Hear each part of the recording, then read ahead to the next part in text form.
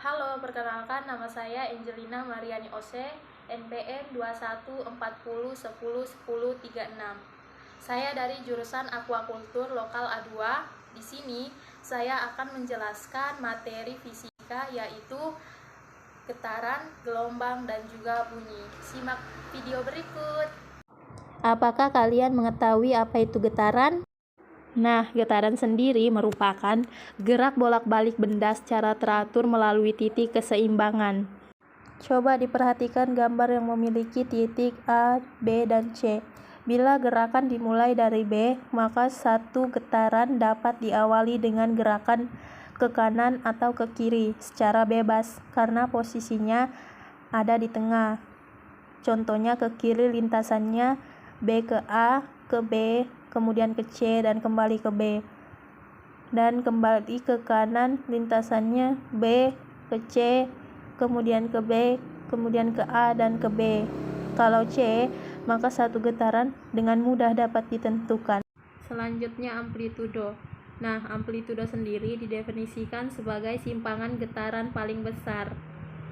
Dalam gambar di samping, titik seimbangnya adalah B, berarti amplitudonya simpangan maksimumnya adalah BA dan BC. Kemudian ada periode dan frekuensi. Periode atau T adalah waktu yang diperlukan untuk melakukan satu kali getaran. Kemudian ada frekuensi atau F adalah banyaknya getaran tiap satuan waktu atau sekon. Frekuensi juga mempengaruhi tinggi rendahnya bunyi. Kemudian ada rumus dari periode dan frekuensi, yaitu I sama dengan T bagi N dan F sama dengan N bagi T.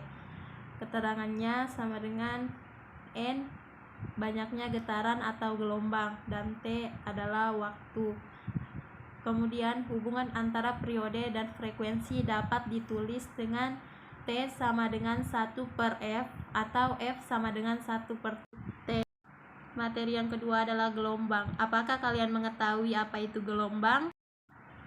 Nah, gelombang sendiri adalah getaran yang merambat. Gelombang terjadi karena adanya sumber getaran.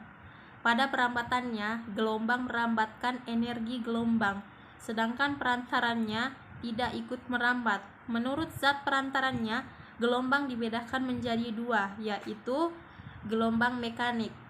Gelombang mekanik sendiri adalah gelombang yang perambatannya memerlukan medium, contohnya gelombang air dan gelombang bunyi.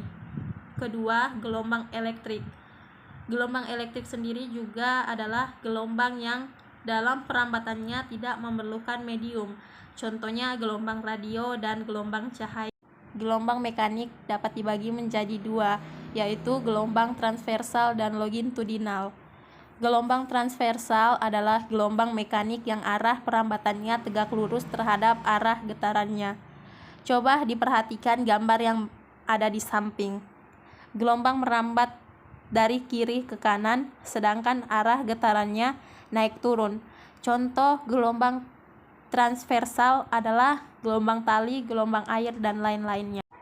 Hal-hal yang perlu diperhatikan dalam gelombang transversal ini adalah perhatikan gambar ini. Jika titik A, B, C, E, F, G, dan I, J, K adalah bukit gelombang. Kemudian C, D, E, dan G, H, I lembah gelombang. B, F, dan J adalah titik puncak gelombang. D dan H adalah titik dasar gelombang, dan A, B, C, D, dan E, F, G, H, I adalah satu gelombang. Nah, satu gelombang terdiri atas satu puncak gelombang dan satu lembah gelombang. Jadi, gelombang transversal pada gambar di atas terdiri atas 3 puncak gelombang dan 2 lembah gelombang. Dengan kata lain, terdiri atas 2,5 gelombang. Adapun gelombang longitudinal. Nah, gelombang longitudinal merupakan gelombang mekanik yang arah perambatannya sejajar terhadap arah getarannya.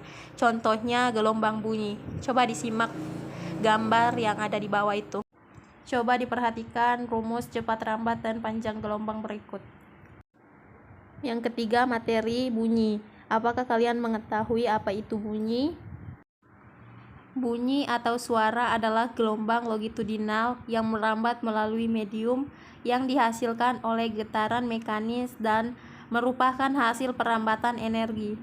Sumber bunyi sebagai sumber getar memancarkan gelombang-gelombang longitudinal ke segala arah. Coba diperhatikan contoh gambar berikut. Adapun sifat-sifat gelombang bunyi. Yang pertama, pemantulan gelombang bunyi. Kemudian yang kedua, pembiasan gelombang bunyi. Yang ketiga, difraksi gelombang bunyi. Yang keempat, interferensi gelombang bunyi. Dan yang kelima, resonansi. Sekian dari video materi yang saya sampaikan. Kurang dan lebihnya saya mohon maaf. Sekian dan terima kasih.